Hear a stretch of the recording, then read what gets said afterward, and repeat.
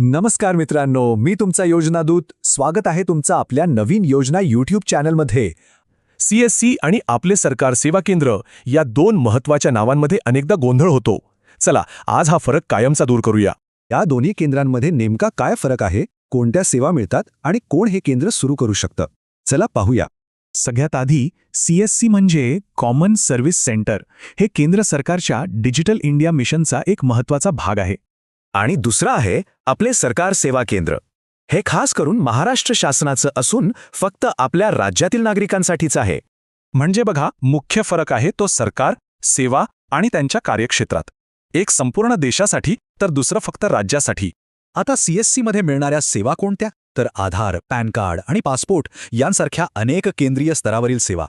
या उलट आपले सरकार केंद्रात मिळतात राज्याचे दाखले, जसं की रहिवासी, उत्पन्न आणि जातीचा दाखला. बरं, मग ही केंद्र सुरू करायची असतील तर पात्रता काय लागते? हाही एक महत्वाचा प्रश्न आहे. CSC साठी बघा, भारतीय नागरिक हवं, वय 18 पूर्ण आणि किमान 10वी पास असणं गरजेचं आहे. आणि आपले सरकार केंद्रासाठी महाराष्ट्राचा रहिवासी, वय 18 पेक्षा जास्त आणि हो, कम्प्युटरचं ज्ञान हवंच. अर्ज करण्याच्या पद्धतीतही मोठा फरक आहे. CSCचा अर्ज ऑनलाईन असतो, तर दुसऱ्यासाठी तहसील कार्यालयात जावं लागतं.